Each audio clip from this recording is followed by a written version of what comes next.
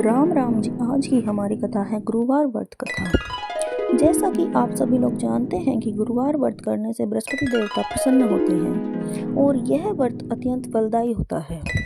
7 गुरुवार व्रत करने से बृहस्पति जी हमें ग्रह की हर प्रकार की पीड़ा से मुक्ति दिलवाते हैं। तो चलिए हम बृहस्पतिवार की कथा का प्रारंभ करते हैं।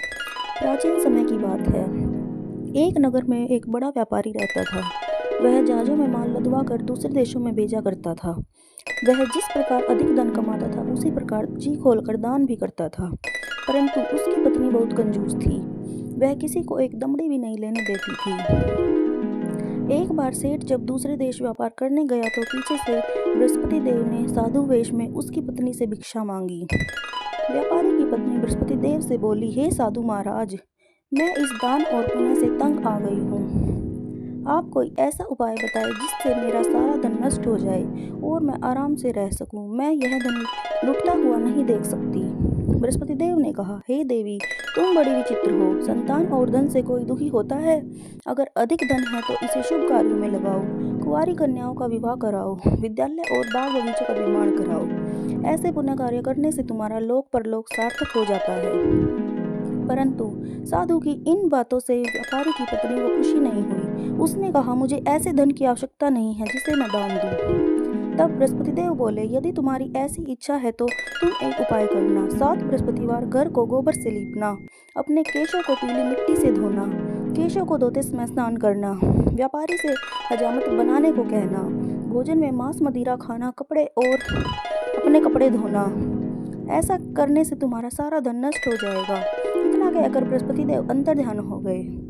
व्यापारी की पत्नी ने बृहस्पति देव के कहे अनुसार 7 बृहस्पतिवार वैसा ही करने का निश्चय किया। केवल 3 बृहस्पतिवार बीते थे कि उसकी समस्त धन संपत्ति नष्ट हो गई और वह परलोक सिधार गई। जब व्यापारी वापस आया तो उसने देखा कि उसका सब कुछ नष्ट हो चुका है। उस व्यापारी ने अपनी पुत्री को सांत्वना दी और दूसरे नगर में जाकर बस गया। वहां वह जंगल से लकड़ी काट कर लाता और शहर में बेचता। इस तरह वह अपना जीवन व्यतीत करने लगा। एक दिन उसकी पुत्री ने दही खाने की इच्छा प्रकट की, लेकिन व्यापारी के पास दही खरीदने के पैसे नहीं थे। वह अपनी पुत्री को आश्वासन देकर जंगल में लकड़ी काटने चला गया। वहां एक वृक्ष के नीचे बैठ अपनी पूर्व दशा पर विचार कर रोने लगा। उस दिन बृहस्पतिवार था। तभी वहां बृहस्पति देव साधु के रूप में सेठ के पास आए और बोले, हे मनुष्य, तू इस जंगल में किस चिंता में बैठा है? तब व्यापारी बोला, हे महाराज, आप सब कुछ जानते हैं। इतना कहकर व्यापारी अपनी कहानी सुनाकर रो पड़ा। बृहस्पति देव बोले, देखो बेटा, तुम्हारी पत्नी ने बृहस्पति देव का अपमान किया था, इसी कारण तुम्हारा यह हाल हुआ है। लेकिन अब तुम किसी प्रकार की चिंता मत करो। तुम गुरुवार के दिन बृहस्पति देव का पाठ करो। 2 पैसे के चने और गुड़ को लेकर जल के लोटे में शक्कर डालकर वह अमृत और प्रसाद अपने परिवार के सदस्यों और कथा सुनने वालों में बांट दो। स्वयं भी प्रसाद और चरणामृत लो। भगवान तुम्हारा अवश्य कल्याण करेंगे। साधु की बात सुनकर व्यापारी बोला, महाराज, मुझे तो इतना भी नहीं बचता कि मैं अपनी पुत्री को दही लाकर दे सकूं। इस पर साधु जी बोले, तुम लकड़ियां शहर में बेचने जाना। तुम्हें लकड़ियों के दाम पहले से चौगुने मिलेंगे, जिससे तुम्हारे सारे कार्य सिद्ध हो जाएंगे। उसने लकड़ियां काटी और शहर में बेचने के लिए चल पड़ा। उसकी लकड़ियां अच्छे दाम में बिक गई, जिससे उसने अपनी पुत्री के लिए दही लिया और गुरुवार की कथा हेतु चना गुड़ लेकर कथा की और प्रसाद बांटकर स्वयं भी खाया। उसी दिन से उसकी सभी कठिनाइयां दूर होने लगी। परंतु अगले बृहस्पतिवार को वह कथा करना भूल गया। अगले दिन वहां के राजा ने एक बड़े यज्ञ का आयोजन कर पूरे नगर के लोगों के लिए भोज का आयोजन किया। राजा की आज्ञा के अनुसार पूरा नगर राजा के महल में भोज करने गया, लेकिन व्यापारी व उसकी पुत्री तनिक विलंब से पहुंचे।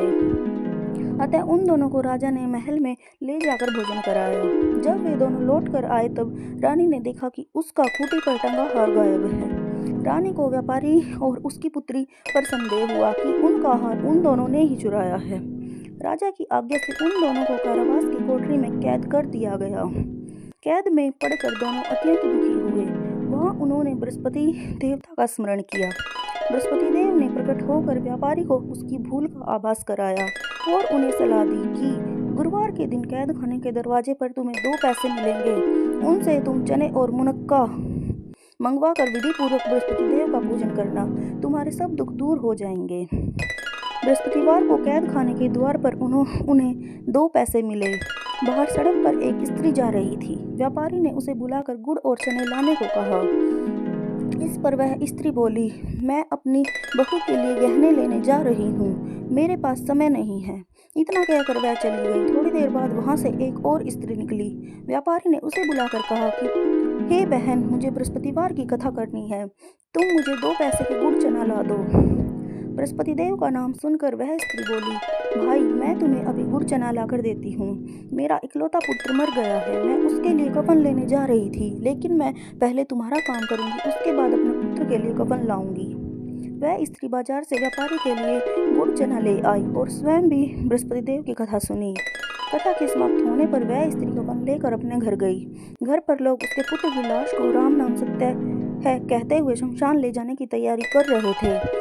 स्त्री बोली, मुझे अपने लड़के का मुख देख लेने दो। अपने पुत्र का मुख देखकर उस स्त्री ने उसके मुंह में प्रसाद और चरणामृत डाला।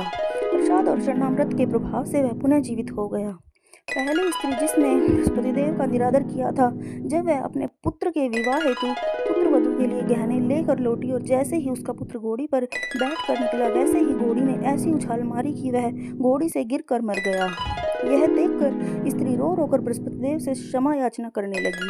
उस स्त्री की याचना से बृहस्पति देव साधु वेश में वहां पहुंचकर कहने लगे, देवी, तुम्हें अधिक विलाप करने की आवश्यकता नहीं है।